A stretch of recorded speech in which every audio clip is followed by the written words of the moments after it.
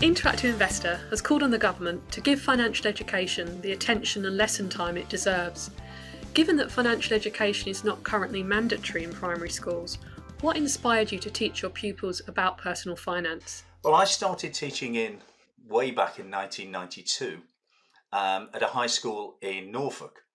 And in those days, believe it or not, there were something called non-examination classes at 14 to 16, where pupils didn't take any what was then O-levels or CSEs. And you had a group of children who you were basically trying to teach some form of history or whatever it was, but on a non-examination basis. And I just thought this was a criminal waste of time. And that what I decided to do was to use those history lessons to teach personal finance. And in those days, it was very much, right, what is a credit card? How do you work out the interest on a credit card? How do you fill in a check? I know times have changed now, but at that time, it was very important to know how to fill in a check. And so I did a whole series of lessons ad hoc with these pupils at 14 to 16 years of age. Now, subsequent to that in 1987, I decided to change careers and I went to work in the City of London as an investment banker and stockbroker, which I stayed in that profession for almost 26 years.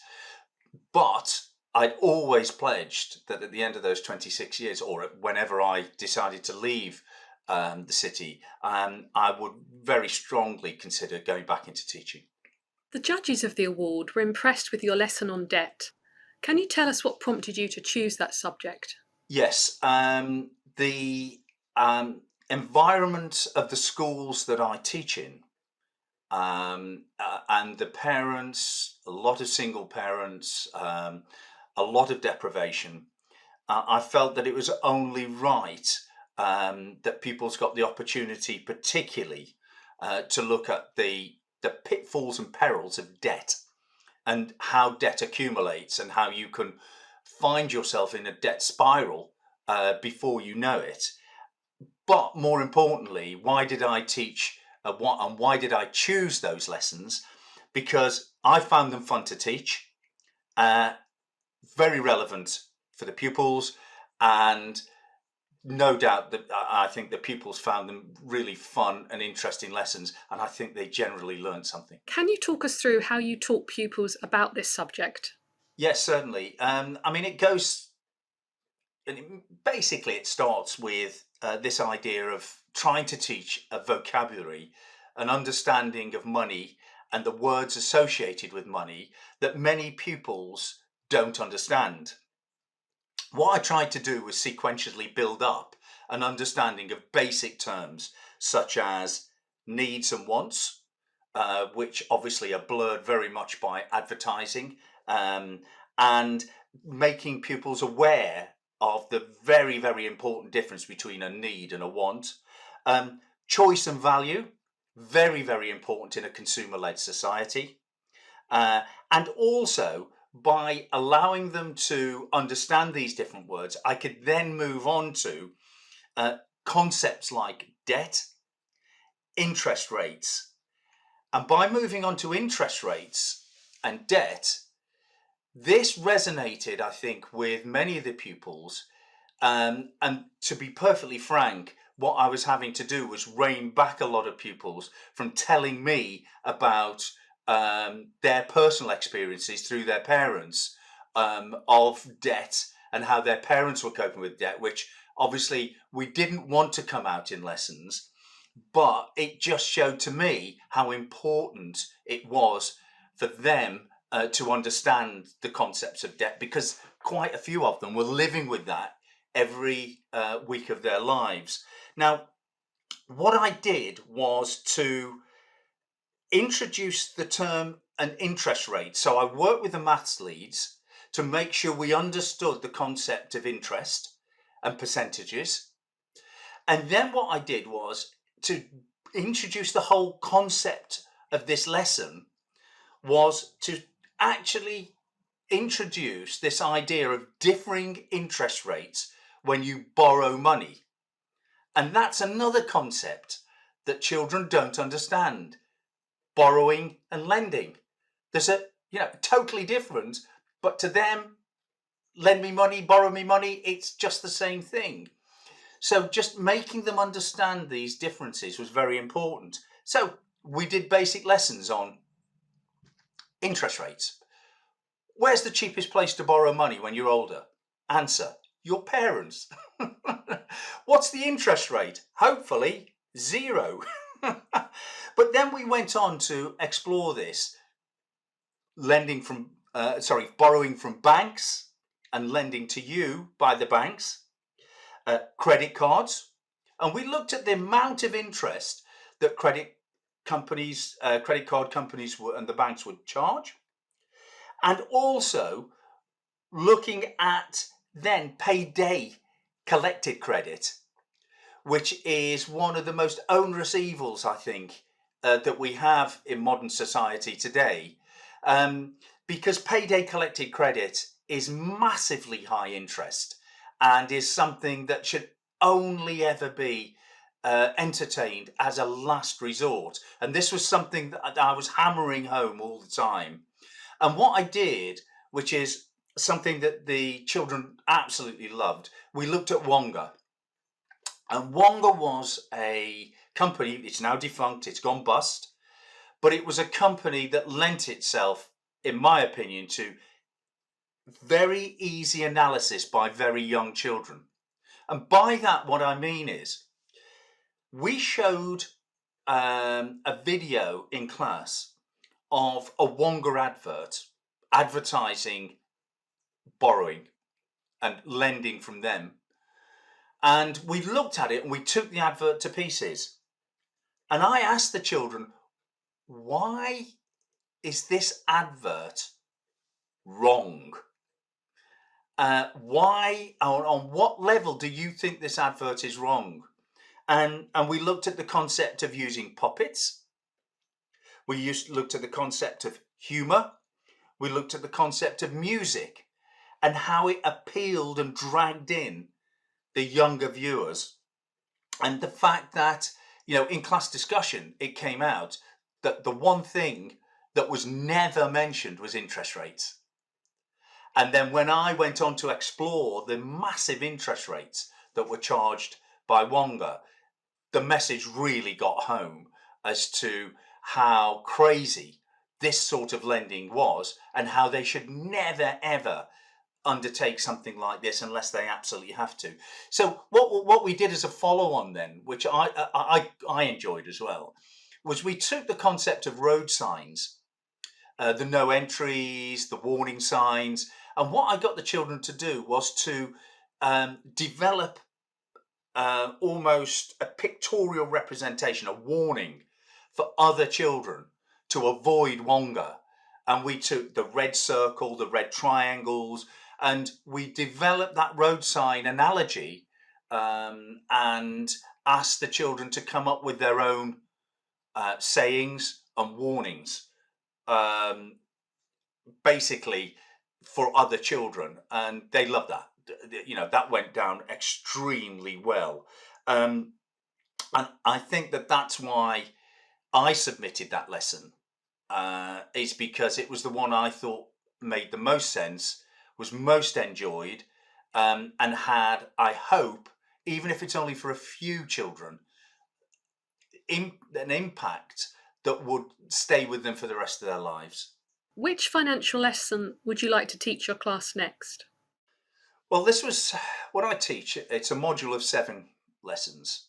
And the one that I think goes down as well as any of the others, and is the one that I particularly enjoy teaching because I think it's a light bulb moment for most children, is on tax.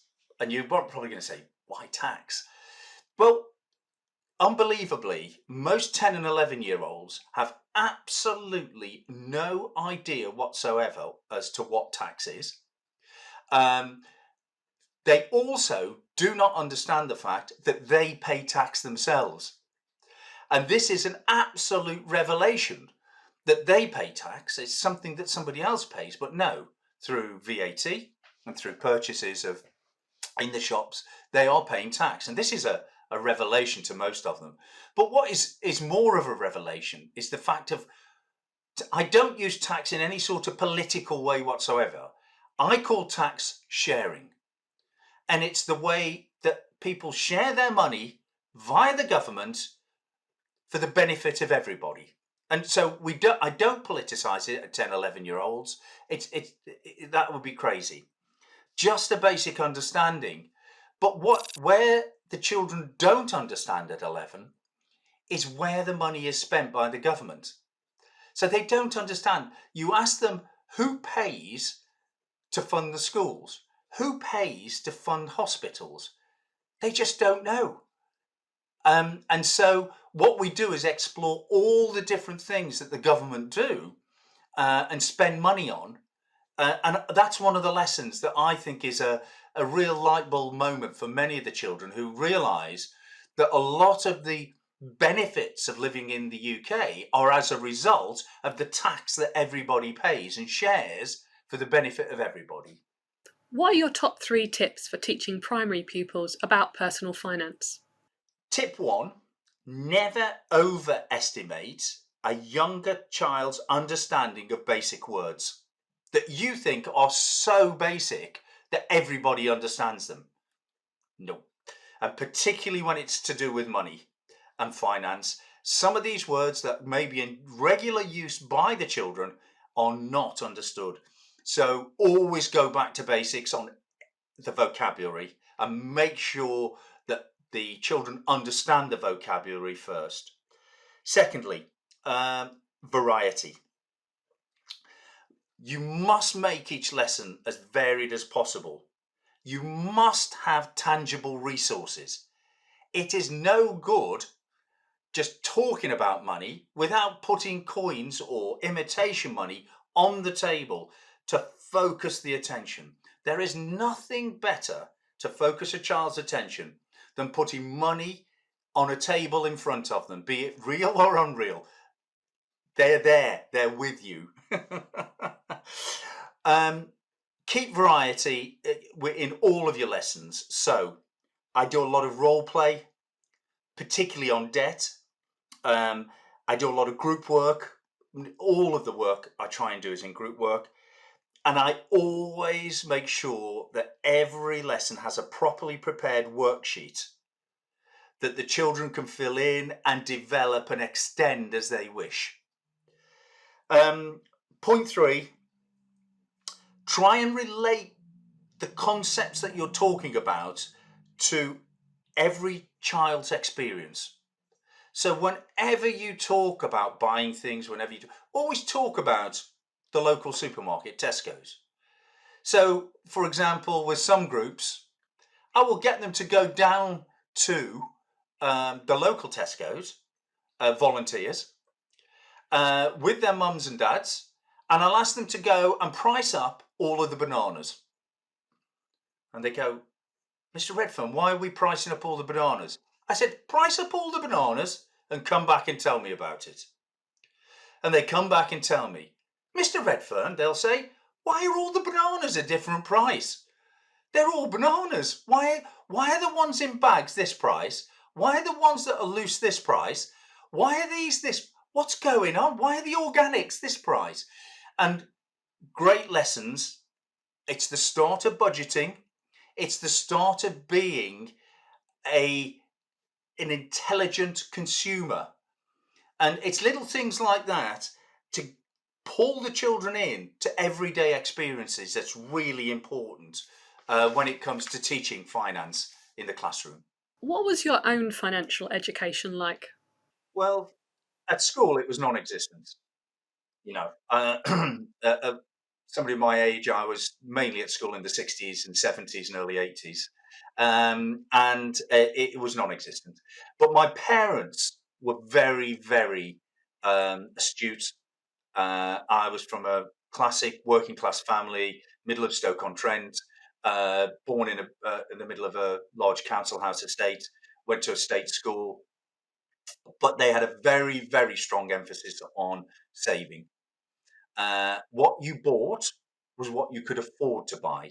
And so a lot of my early childhood was saving up for a bike or saving up for something that I wanted.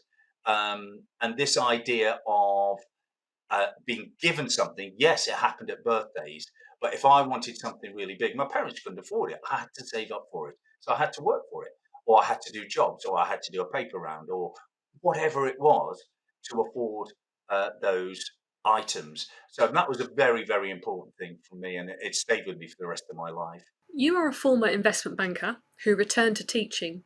What prompted the switch, and how does the banking background help you deliver financial education lessons? Yes.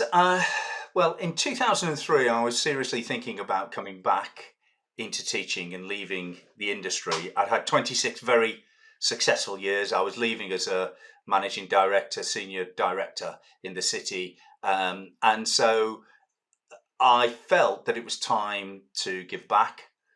I wasn't sure if that was going to be teaching or something else. Anyway, purely by coincidence, Priti Patel just happened to be my local MP.